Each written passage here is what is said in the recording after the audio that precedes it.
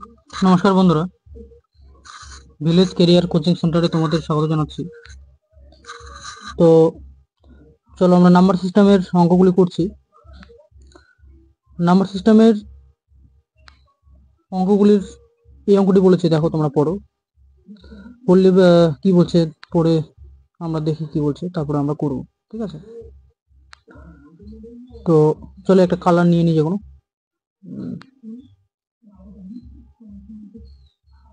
লাল কালারটা নিয়ে নিলাম। ঠিক আছে,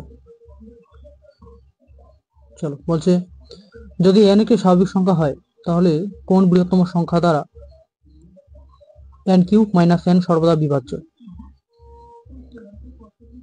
তাহলে আমরা n কিউব মাইনাস n কে আমরা কি লিখতে পারি? n কমন নিতে পারি। n কমন নিলে কি দাঁড়াবে? n square minus 1। এবার দেখো এটা কিছু সূত্র পড়লো, a square plus B square. ঠিক আছে, আমরা এটাকে স্কোয়ার যদি ধরে নিই, তাহলে a square plus B square সূত্র বললো, এটাকে আমরা লিখতে পারি n ইন্টু nটা থাক, এটাকে লিখতে পারি n plus 1 into n minus 1, এটা লিখতে পারি। ঠিক আছে, এবার n ইজিক্যাল টু যদি 2 ধরে নিই, তাহলে কত হয়? 2 প্লাস 1 2 মাইনাস 1। ঠিক আছে, তাহলে 2 গুণ 2 আর কি 3 গুণ 1, তাহলে আমাদের দাঁড়াচ্ছে 6। ঠিক আছে, তাহলে আমাদের দাঁড়াচ্ছে 6। তাহলে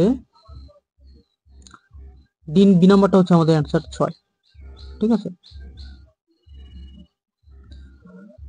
এবার পরের অঙ্কটা কি বলেছে দেখো। পরের অঙ্কটা বলেছে 6*106 সংখ্যাটিতে স্টারের স্থানে কোন সংখ্যা বসালে সংখ্যাটি 11 দ্বারা সম্পূর্ণরূপে বিভাজ্য হবে। তাহলে আমরা 11-র ক্ষেত্রে জানি যে অল্টারনেটিভ ডিজিটগুলিকে যোগ করব এবং যোগ করে দেখব যে দুদিকে যদি সমান হয় তাহলে 11 দ্বারা বিভাজ্য, অথবা সমান না হলে গুণিতক, 11-র গুণিতক। ঠিক আছে, তাহলে চলো, এখানে 6 আছে আর অল্টারনেটিভ হচ্ছে 1, 6-এর অল্টারনেটিভ 1, তাহলে 6 আর 7, 7 আর 6 কত? 7 6 13। ঠিক আছে, 7 6 13। আচ্ছা, এবার স্টারের অল্টারনেটিভ 0, তাই না? তাহলে স্টারের অল্টারনেটিভ হচ্ছে 0।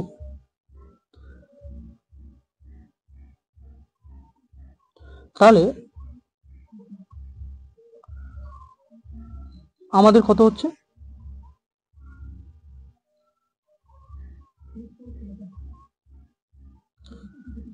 তাহলে 13 মাইনাস স্টার। ঠিক আছে, তাহলে 13 minus star is equal to 11। তার মানে 11 কি করে আসবে? যদি আমরা 2 বসাই। ঠিক আছে, যদি আমরা 2 বসাই তাহলে আমরা 11 পাচ্ছি।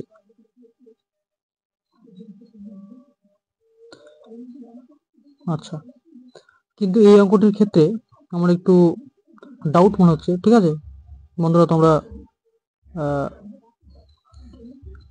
আমাকে করে জানাবে। ঠিক আছে, যে অঙ্কটি ঠিক আছে না ভুল আছে। ঠিক আছে, এই অঙ্কটি করে তোমরা আমাকে নিশ্চয়ই জানাবে যে ঠিক আছে নাকি ভুল আছে। ঠিক আছে, এর অ্যান্সার আমার হিসেবে হওয়া উচিত ছিল 13। ঠিক আছে, এর অ্যান্সার আমার হিসেবে হওয়া উচিত ছিল 13। তো তোমরা আমাকে করে জানাবে অঙ্কটা ঠিক আছে কি ভুল আছে। আমার মনে হয় ভুল আছে। তো যাই হোক, আমি অ্যান্সার করলাম না। ঠিক আছে, তোমরা আমাকে জানাবে।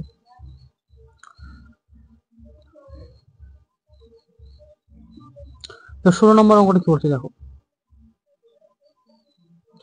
বলছে 0.05, 0.09 আর আছে 1/3। ঠিক আছে, তো বলছে বাই 15 অর্থাৎ 15 এর রেশনাল ফ্র্যাকশন এর মান কত? তাহলে আমরা কি করতে পারি?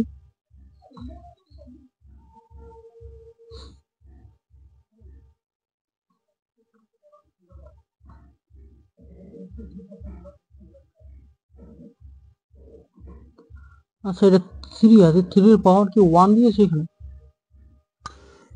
3 এর পাওয়ার 1 নাকি 1/3? এটা একটু বুঝতে সমস্যা হচ্ছে আমার। নাকি 1টা এমনি লেখা আছে নাকি? আচ্ছা, যদি 3 ধরে করি, আমার মনে হয় 1টা এমনি লেখা আছে।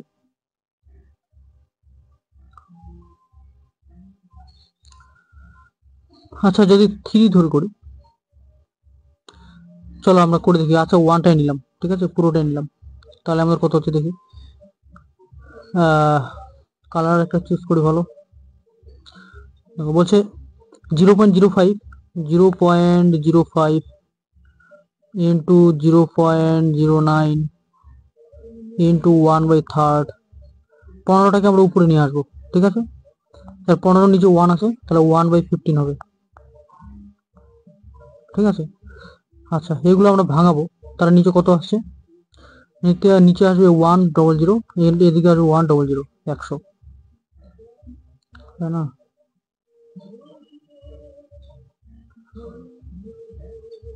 100, 100, এগুলো উঠে গেল, দশমিকগুলো বুঝতে সমস্যা হচ্ছে।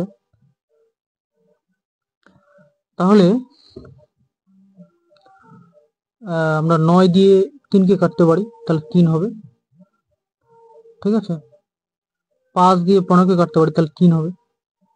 3 দিয়ে 3কে কাটবো, তাহলে আমাদের পড়ে থাকছে 100 আর 100, মানে 1-এর 4টা শূন্য। 1/1-এর 4টা শূন্য। তাহলে অ্যান্সার, এই হিসেবে অ্যান্সার হচ্ছে আমাদের ডি নাম্বারটা, ঠিক আছে, 1-এর 4টা শূন্য, ঠিক আছে। আর 11 নম্বরটা আমাকে করে জানাবে তোমরা নিশ্চয়ই। তো চলো, ক্লাসটি কেমন লাগলো? যদি ভালো লাগে লাইক শেয়ার করে দিও, আর বন্ধুদেরকে শেয়ার করে দিও, আর চ্যানেলটি সাবস্ক্রাইব করে চ্যানেলটির পাশে থাকো। ধন্যবাদ, থ্যাংক ইউ।